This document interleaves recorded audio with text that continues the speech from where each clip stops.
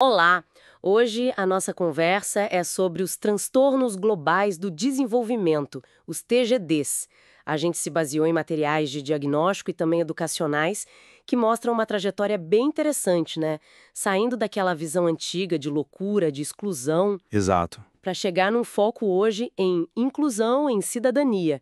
A ideia aqui é entender melhor o que são esses transtornos, como a gente olha para eles hoje e qual a abordagem no campo da educação aqui no Brasil.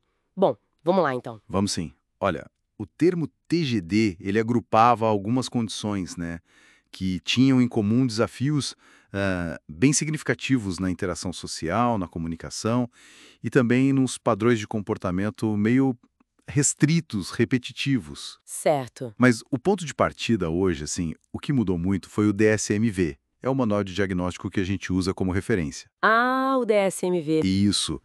Ele unificou vários diagnósticos antigos, tipo o autismo clássico, descrito pelo Kanner, a síndrome de Asperger, o transtorno desintegrativo da infância e até o TGD sem outra especificação.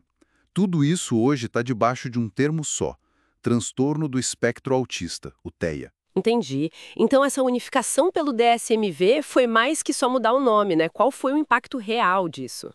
Sim, foi uma mudança de conceito bem importante, na verdade. Os materiais que a gente viu mostram que isso reflete um entendimento de que essas condições, elas compartilham um núcleo de dificuldades, sabe? Mas variam muito mais na intensidade do que no tipo básico de desafio. Daí a ideia de espectro. Ah, por isso espectro. Faz sentido. Exato.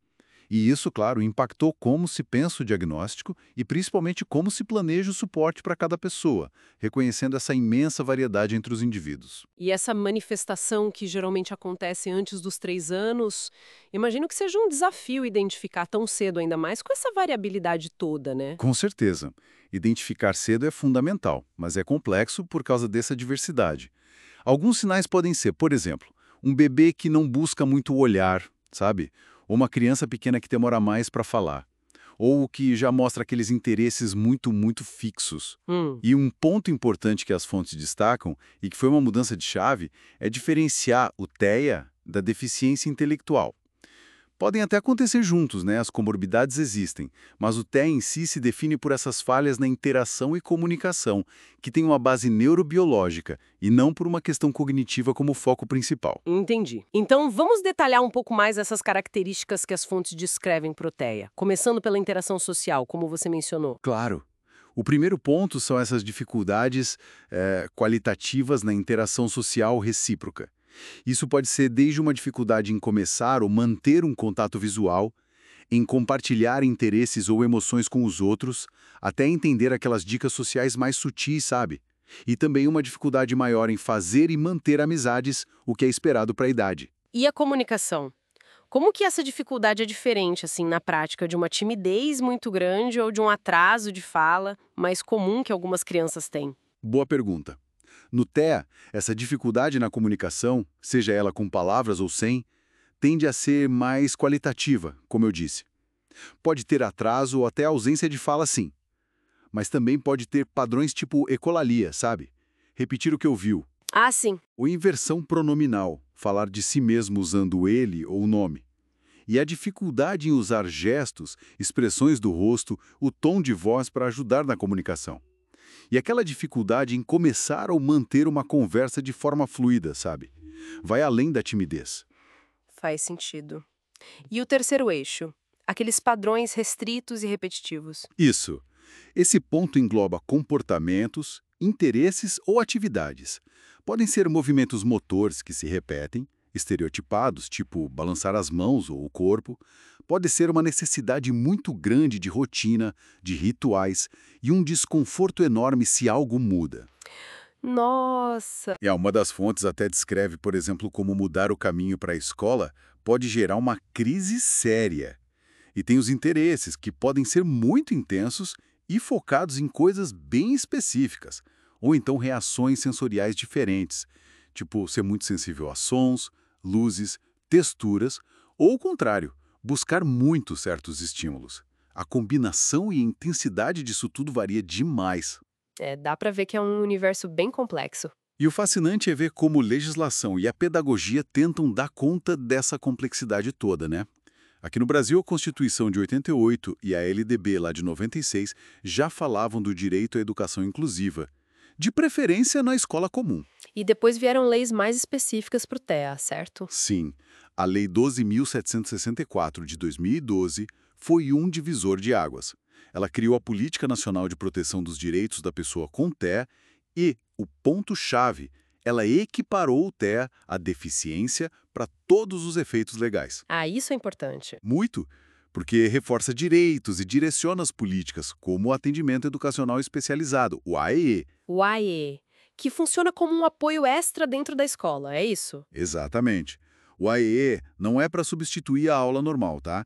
Ele é um serviço complementar ou, às vezes, suplementar. O ideal é que seja oferecido nas salas de recursos multifuncionais, no contraturno escolar. E qual o objetivo principal do AE? O foco é identificar, pensar e organizar recursos pedagógicos e de acessibilidade para eliminar as barreiras, sabe?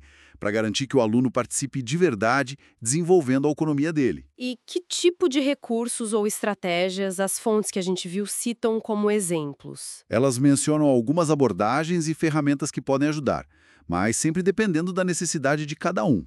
Por exemplo, o método TEC, que ajuda a organizar o ambiente e as tarefas de um jeito visual, para dar mais previsibilidade. Ah, interessante. Ou sistemas de comunicação alternativa, como o PEX, que usa figuras para a pessoa se comunicar.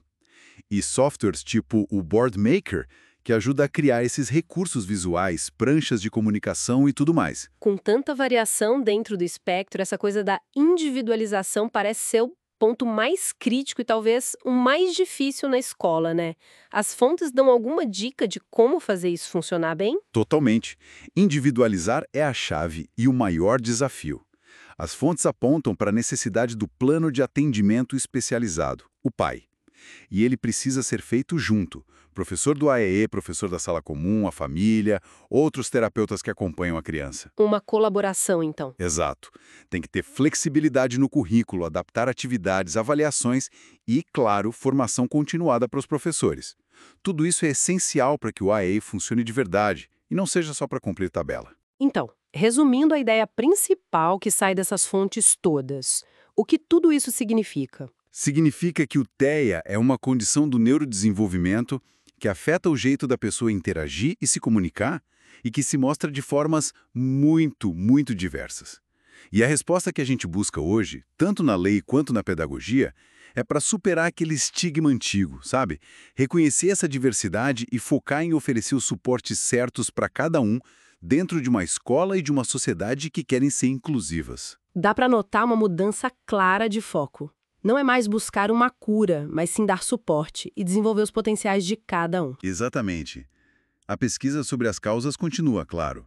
Tem fortes indicativos de fatores genéticos, neurobiológicos, mas o foco na prática é entender o que cada pessoa precisa e oferecer o suporte adequado. O AE, profissionais bem preparados, ambientes que sejam acessíveis e acolhedores, para que cada pessoa no espectro possa florescer. Isso deixa a gente com uma reflexão para o final, né?